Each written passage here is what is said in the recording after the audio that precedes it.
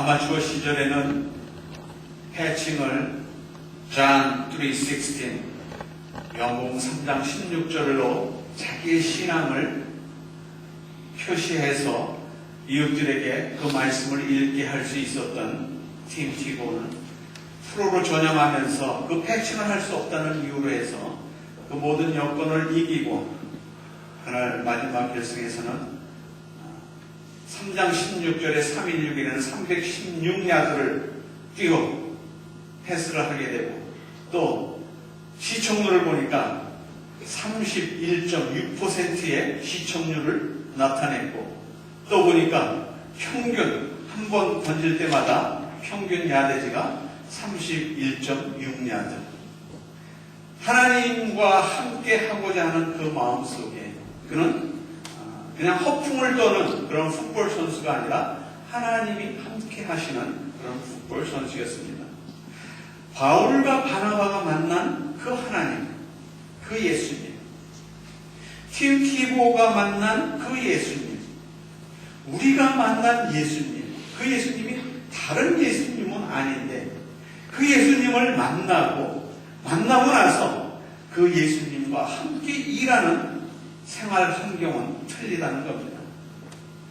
바울과 바나바가 예수님을 증거했던 것처럼 팀 티보가 예수님을 증거했던 것처럼 우리도 그 예수님을 증거할 수 있는 훨씬 더 좋은 여건에 있으면서도 우리는 그것을 하기를 어려워하는 겁니다.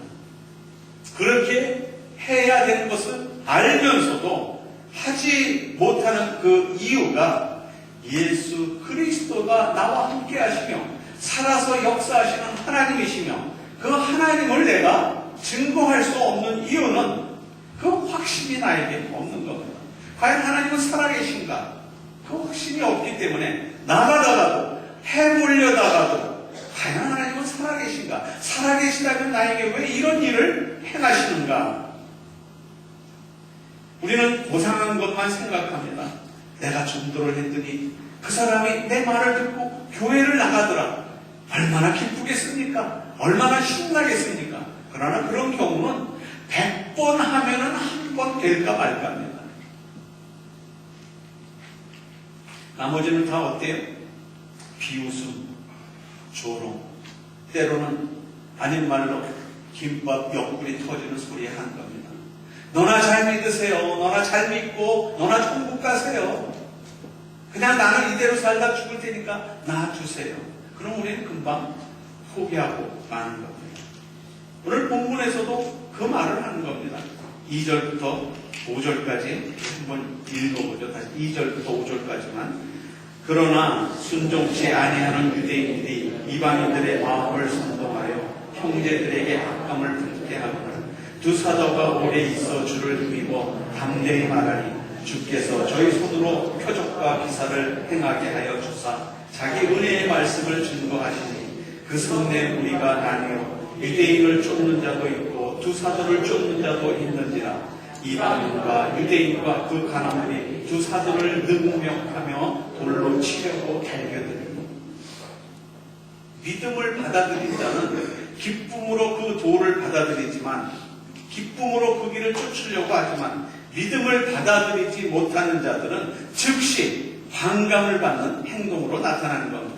협박하고 핍박하고 조롱하고 심지어는 생활에 신체에 위해를 가하기도 하는 겁니다.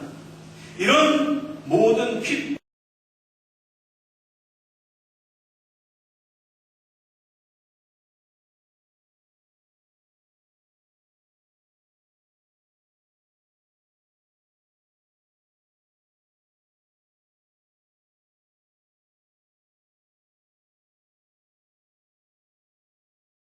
과 조롱을 모든 위협을 감당하면서 인내하면서 그 길을 걸어갔던 그 삶을 살았던 그 사도와 같은 그런 삶, 팀티보와 같은 그런 삶, 우리들도 유명인사는 아니고 우리들도 상류사에 있는 사람들은 아니지만 그 길을 과연 갈 수는 없는 걸까?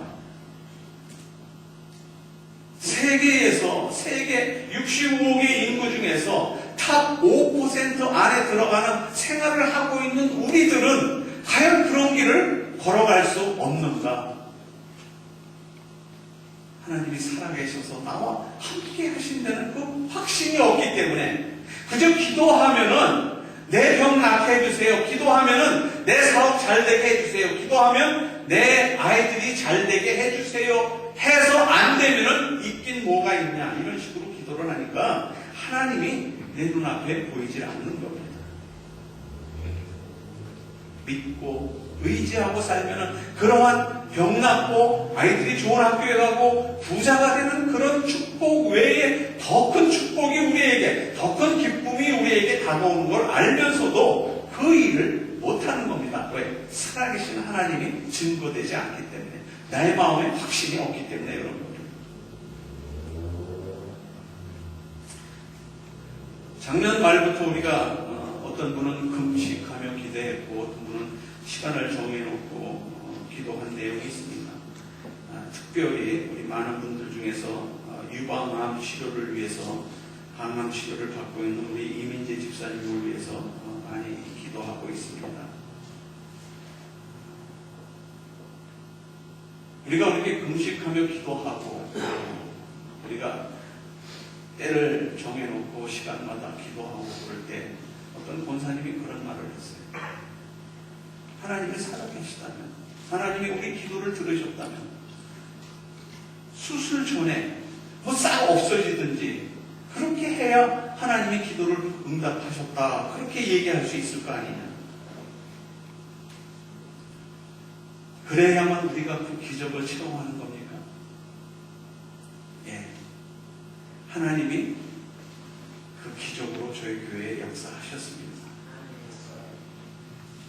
오늘 수술하기 전에 우리 이민재 집사님 좀 힘들겠지만 나와서 그동안의 상황을 좀 잠깐만 설명을 해 주시면, 과연 하나님은 살아계시구나, 병을 고치는 게 목적이 아니라 하나님의 살아계심을 우리 가정에 나에게 증거하시는구나, 이거를 잠깐만 좀 설명을 해 주시면 더 효과적이겠습니다. 참고로 말씀드리냐면 처음에 이민재 집사님이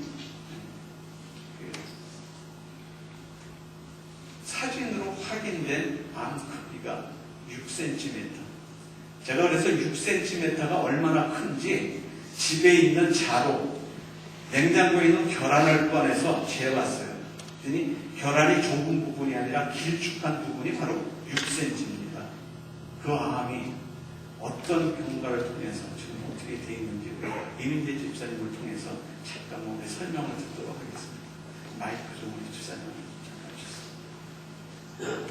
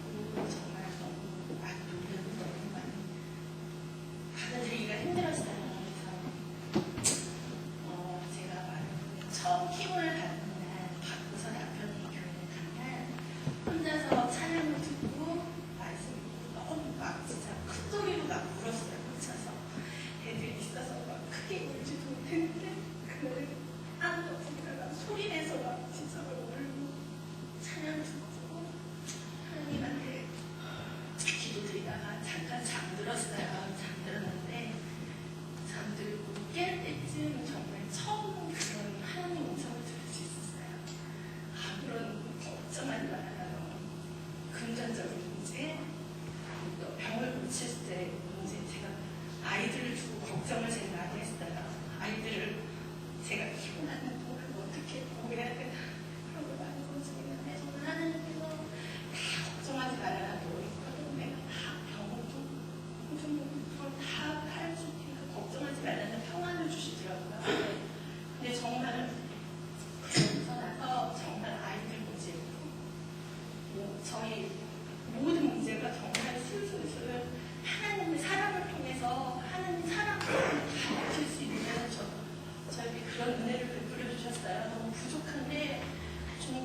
정말 주변에 하나님 사랑을 통해서 저에게 하나님 사랑을 느끼게 해주시고 또 모든 문제를 정말 기다리고 조급하게 생각할 것 없이 주님께서 차차적으로 다 역사하시면 저에게 보여주셨고요. 저는 정말 의사 선생님이 말씀하셨을 때 4cm라고 하셨어요. 처음에 MRI를 찍어보니까 옆으로 연결돼서 한 6cm 정도 됩니다. 노암이 다 고치시니까 물론 걱정하지 말라고 의사 선생님이 말씀해 주셨는데 키모 하고서 첫 번째 키모 받고서 3주 지나고 두 번째 키모 받고 의사를 만났는데 의사 선생님이 울트라사운드 하시면서 찾아볼 수가 없대요. 너의 암은 지금 찾아볼 수 없다. 이건 정말 너무 믿을 수 없는 이런 얘기 있으니까 그냥 지금 의사 선생님 하신 대로 잘 따라서 움직여서 치료받고 수술 또한 결정을 못했어요. 어떻게 수술을 해야 되나. 의사 선생님께서 다 수술도 심플하게 잘 될 거니까 걱정하지 말라고 말씀해 주시면서 하나님께서 이렇게 저를 사랑하셔서 진짜 너무 많은 은혜, 진짜 하나님한테 갚을 수 없는 은혜를 제가 받아서 너무 감사하고 제가 딱 마음 먹기를 이번에 마음에 이런 마음을 주셨어요. 너희 집은 물론 하지만 너희 한국에 있는 전 부모님은 사실 예수님을 믿지 않거든요.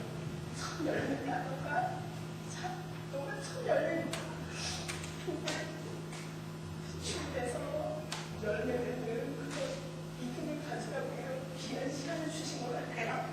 처음에는 아니 이건 왜 내가 이 병에 걸렸을까? 왜 그럴까 했는데 지금은 정말 너무너무 기쁨이 더 많고요. 그 이 아픔을 통해 더 얻은 게 너무 많아서 너무 감사드리고 하나님한테 정말 제가 영광 돌리는 삶을 살기 위해서 이런 귀한 시간을 주셔서 행복하고 너무 우리 교회 권사님들, 집사님들 너무 기도해 주시고 감사하고요.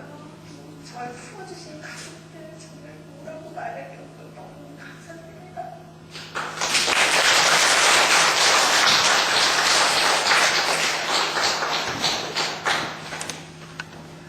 그동안 기도하셨던 분들이 그 소식을 듣고 하나님께 감사하고 하나님 고맙습니다. 하나님께 영광 돌리고